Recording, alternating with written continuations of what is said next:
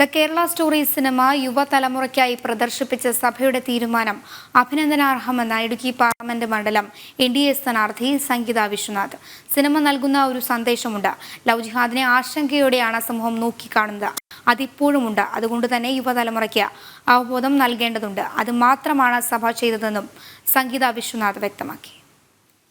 തീർച്ചയായിട്ടും സഭ ചെയ്തത് ഏറ്റവും അഭിനന്ദനാർഹം തന്നെയാണ്.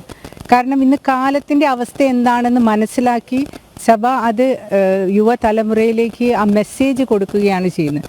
പലപ്പോഴും കാലാകാലങ്ങളിൽ ദൃശ്യമാധ്യമങ്ങളിലൊക്കെ തന്നെ പ്രത്യേകിച്ച് സിനിമയിൽ ഓരോരോ മെസ്സേജ് കൊടുക്കാനായിട്ട് പലപ്പോഴും ശ്രമിക്കാറുണ്ട്. കേരള സ്റ്റോറിയും അത് തന്നെയാണ് ഇന്ന് ഇവിടെ ചെയ്തിരിക്കുന്നതെന്ന് നമുക്ക് മനസ്സിലാക്കാം. കാരണം കുറേ കാലങ്ങളായിട്ട് ക്രിസ്ത്യൻ സഭകളായാലും പ്രത്യേകിച്ച് ഞങ്ങളുടെ SNDP യോഗവും ഒക്കെ ലവ് ജിഹാദ് എന്ന വിഷയത്തിൽ വളരെയധികം ആശങ്കയോടെ കണ്ടിരുന്ന ഒരു കാലഘട്ടം തന്നെയാണ്. പ്രത്യേകിച്ച് യുവ ജനറേഷന് ഒരു മെസ്സേജ് കൊടുക്കേണ്ടത് ആവശ്യമാണെന്ന് മനസ്സിലാക്കിക്കൊണ്ട് തന്നെ അവരത് കൊടുത്തതിൽ യാതൊരു തെറ്റും ഞാൻ കാണുന്നില്ല. അത് കാലത്തിന് ആവശ്യമാണ്.